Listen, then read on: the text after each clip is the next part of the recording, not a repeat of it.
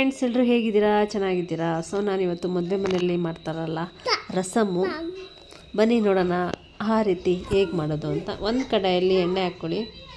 ಎಣ್ಣೆ, ಕಾಳು ಮೆಣಸು ಮತ್ತು ಜೀರಿಗೆ ಮತ್ತು ಧನಿಯಾ ಮತ್ತು ಬೆಳ್ಳುಳ್ಳಿ ಮತ್ತು ಬಾಡಿಗೆ ಮೆಣಸಿನ್ಕಾಯಿ, ಹಸಿಮೆಣ್ಸಿನ್ಕಾಯಿ ಹಾಕ್ಕೊಂಡು ಬಾಡಿಸ್ಕೊಂಡಿದ್ದಾದಮೇಲೆ ಇದನ್ನು ಎಲ್ಲ ರುಬ್ಕೊಳ್ಳಿ ಮಿಕ್ಸಿಗೆ ಹಾಕ್ಕೊಂಡು.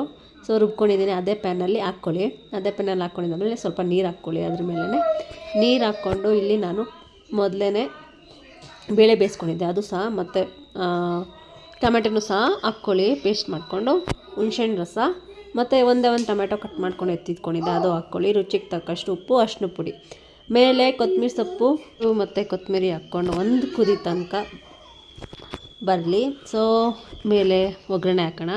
ಒಂದು ಸ್ಪೂನಲ್ಲಿ ಕಡಾಯಲ್ಲಿ ಬಿಸಿ ಮಾಡ್ಕೊಳ್ಳಿ ಎಣ್ಣೆ ಮತ್ತು ಸಾಸಿವೆ ಹಾಕ್ಕೊಳ್ಳಿ, ಹಿಂಗೆ ಹಾಕ್ಕೊಳ್ಳಿ. ಸೊ ಬಿಸಿ